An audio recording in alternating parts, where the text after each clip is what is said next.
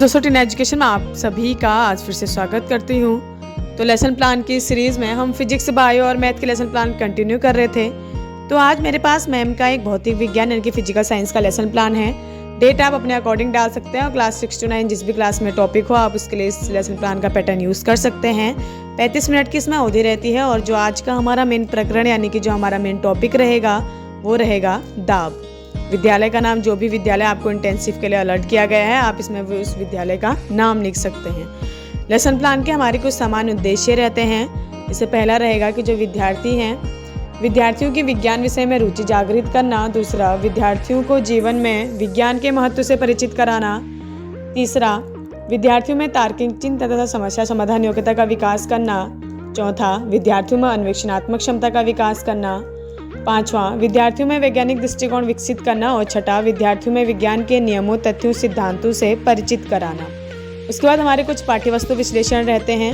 जो प्रकरण के विशिष्ट उद्देश्य निर्धारित करने के लिए पाठ्यवस्तु विश्लेषण निम्नवत हैं।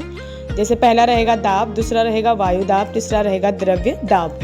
और जो हमारा मेन प्रकरण रहेगा उसके कुछ विशिष्ट उद्देश्य रहते हैं। जैसे पहला रहेगा कि जो छात्र हैं वो दाब के बारे में जान सकेंगे। दूसरा, छात्र वायु दाब के विषय में जान सकेंगे। तीसरा, छात्र दाब, द्रव्य दाब को समझ सकेंगे। और आखिरी रहेगा कि जो छात्र हैं वो दाब से संबंधित ज्ञान का प्रयोग उच्च अध्ययन में कर सकेंगे। सहायक सामग्री हमारी विभिन्न रहेगी, जैसे चौक, डस्टर, श्यामपट्ट, दाब से संबंधित चार्ट या फिर मॉडल। उसके बाद हमारी शिक्षण विधि प्रविधि रहती है, जिसमें हम व्याख्यान, प्रश्नोत्तर, प्रविधि, प्रदर्शन और स्वाध्याय विधि का उपयोग करेंगे। पूर्व ज्ञान पे आप लिख सकते हैं कि विद्यार्थी दाब के विषय में सामान्य जानकारी रखते हैं, वे दाब के उदाहरण से भी परिचित हैं। यहाँ पे हमारा जो पहला पेज है वो समाप्त होगा। उसके बाद हम बढ़ेंगे अपने दूसरे पेज की तरफ, जिसमें हमारा शिक्षण बिंदु रहेगा पूर्व ज्ञान पर आधारित प्रश्न, जिसमें प्रत्यास्मरण कराते हुए छात्र अध्यापिका पहला प्रश्न पूछेगी कि रेगिस्तान में पाई जाने वाली मिट्टी क्या कहलाती है। तो जो छात्र हैं वो उत्तर देंगे रेत कहलाती है। रेत में चलने पर क्या होता है? तो रेत पर चलने पर पैर घिस जाते हैं। और किसके पैर रेत में चलने पर नहीं घिसते हैं? तो जो छात्र हैं वो बताएंगे कि ऊंट के पांव। उसके बाद आखिरी प्रश्न हमारा यहाँ पे समस्यात्मक प्रश्न रहेगा। छात्र अध्यापिका आखिरी प्रश्न पूछेगी अपने शिक्षण बिंदु से लेते हुए कि ऊंट के पैर रेत पर क्यों नहीं धंसते हैं। तो जो विद्यार्थी होगा उनके लिए समस्यात्मक प्रश्न रहेगा। उसके बाद हमारा उद्देश्य कथन रहेगा कि आज हम दाब के विषय में विस्तार पूर्वक अध्ययन करेंगे। शिक्षण विधि प्रविधि में आप प्रश्न पूछ रहे हैं तो प्रश्नोत्तर प्रविधि का उपयोग करेंगे। उसके बाद हम बढ़ेंगे अपने पहले शिक्षण बिंदु की तरफ। तो जिसमें जो हमारा पहला शिक्षण बिंदु रहेगा वो रहेगा दाब, जिसका उद्देश्य रहेगा विद्यार्थियों को दाब से अवगत कराना।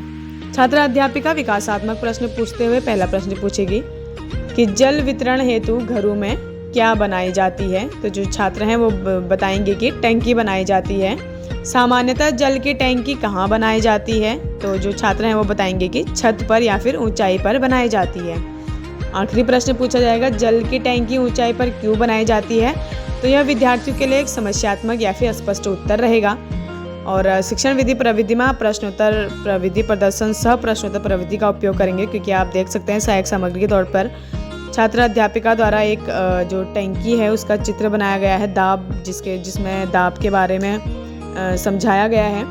उसके बाद छात्र अध्यापिका कथन में छात्र अध्यापिका व्याख्यान करते हुए बोलेगी कि एकाक क्षेत्रफल पर कार्यरत बल को दाब कहते हैं। दाब का मात्रक न्यूटन प्रति वर्ग मीटर होता है, जिसे पास्कल कहते हैं। किसी वस्तु पर लगाया गया दाब वस्तु पर आरोपित बल व दबाई जाने वाली वस्तु के क्षेत्रफल पर निर्भर करता है।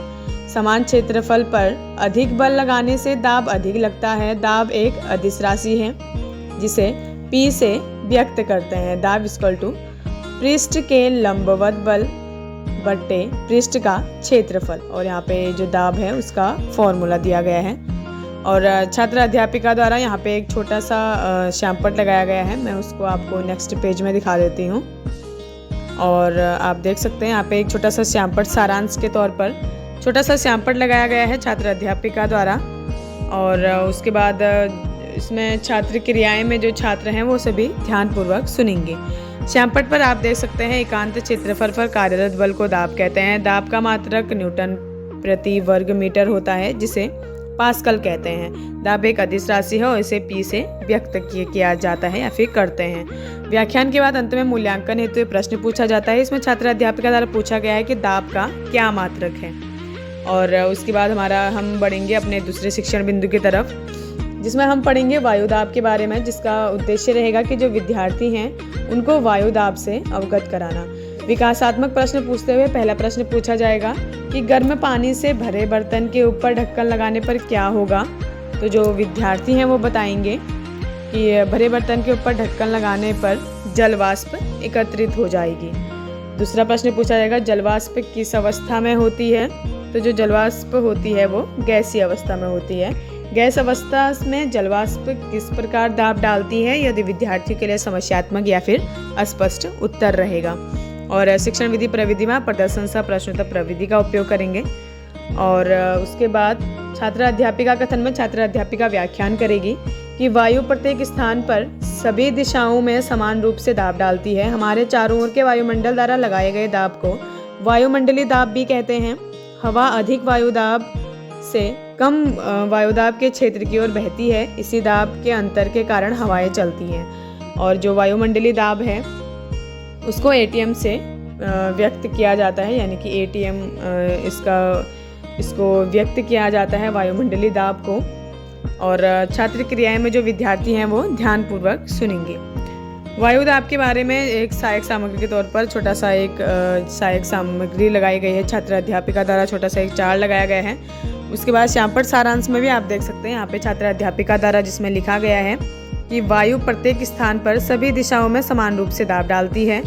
हवा अधिक वायुदाब से कम वायुदाब के क्षेत्र की ओर बहती है। इसी दाब के अंतर के कारण हवाएं चलती हैं। वायुमंडलीय दाब को एटीएम से व्यक्त किया जाता है। व्याख्या करने के बाद अंत में मूल्यांकन हेतु ये प्रश्न पूछा जाता है। इसमें छात्र अध्यापिका द्वारा पूछा गया है कि वायु दाब को समझाइए। यहाँ पे हमारा जो दूसरा शिक्षण बिंदु है वो समाप्त होता है। उसके बाद हम बढ़ेंगे अपने आखिरी शिक्षण बिंदु की ओर, जो रहेगा द्रव्य दाब, जिसका जो उद्देश्य रहेगा वो रहेगा कि विद्यार्थियों को द्रव्य दाब से अवगत कराना। छात्र अध्यापिका विकासात्मक प्रश्न पूछते हुए पहला प्रश्न पूछेगी कि गुब्बारे में पानी भरने पर क्या होता है। तो जो छात्र हैं वो पूरा उत्तर देंगे कि गुब्बारे में पानी भरने पर गुब्बारा फूल जाता है। फूले हुए गुब्बारे में ज़्यादा पानी भरने पर क्या होता है, तो वह फट जाता है। यहाँ पे पूर्ण उत्तर आएगा कि फूले हुए गुब्बारे में ज़्यादा पानी भरने पर वह फट जाता है। आखिरी प्रश्न पूछा जाएगा ज़्यादा पानी भरने पर गुब्बारा क्यों फूट जाता है या फिर क्यों फट जाता है। तो यह विद्यार्थियों के लिए समस्यात्मक या फिर अस्पष्ट उत्तर रहेगा। प्रदर्शन सह प्रश्नोत्तर प्रविधि का उपयोग करेंगे, क्योंकि यहाँ पे सहायक सामग्री के तौर पर छात्र अध्यापिका द्वारा बताया गया है द्रव्य दाब के बारे में। उसके बाद छात्र अध्यापिका कथन में छात्र अध्यापिका व्याख्यान करेगी कि वायु की तरह द्रव्य भी दाब डालते हैं। द्रव्य की स्तंभ की ऊंचाई बढ़ने पर द्रव्य का दाब भी बढ़ जाता है। एक ही क्षेत्र पर स्थित बिंदुओं पर जल दाब का मान बराबर होता है। गहराई के बढ़ने के समय द्रव्य का दाब भी बढ़ता है। और जो विद्यार्थी हैं वो ध्यानपूर्वक सुनेंगे। यहाँ पे हम वाक्य व्याख्यान विधि का उपयोग करेंगे। उसके बाद किनारे से एक शामपट लगाया गया है, जिसमें लिखा गया है कि वायु की तरह द्रव्य भी दाब डालते हैं। द्रव्य की स्तंभ की ऊंचाई बढ़ने पर द्रव्य का दाब भी बढ़ जाता है। गहराई में के बढ़ने के साथ द्रव्य का दाब भी बढ़ जाता है। व्याख्यान करने के बाद अंत में मूल्यांकन हेतु प्रश्न पूछा जाता है। इसमें छात्र अध्यापिका द्वारा पूछा गया है कि गहराई के साथ द्रव्य के दाब का क्या संबंध है।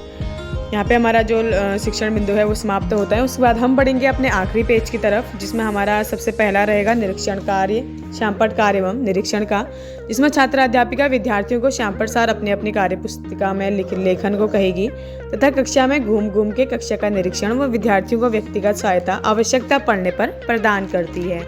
कुछ पुनरावृत्ति प्रश्न पूछे जाते हैं। तो जो पुनरावृत्ति प्रश्न होते हैं ये प्रत्येक शिक्षण बिंदु से लेने चाहिए और ये प्रश्न वस्तुनिष्ठ प्रकार के होंगे। इसमें छात्र अध्यापिका द्वारा पहला प्रश्न पूछा गया है कि दाब क्या होता है, दूसरा पूछा गया है दाब का मात्रक क्या है और तीसरा पूछा गया है कि वायु दाब को समझाइए। उसके बाद गृह कार्य दिया जाता है, यानी कि बच्चों को एक स्वाध्याय कार्य दिया जाता है अंत में। इसमें पहला दिया गया है कि द्रव्य दाब क्या है, दूसरा दिया गया है दाब का सूत्र बताइए। तो यहाँ पे जो है हमारा लेसन प्लान समाप्त होता है। और थैंक यू। वीडियो अच्छी लगी तो वीडियो को लाइक, कमेंट एंड चैनल को सब्सक्राइब कर सपोर्ट कीजिएगा। Thank you.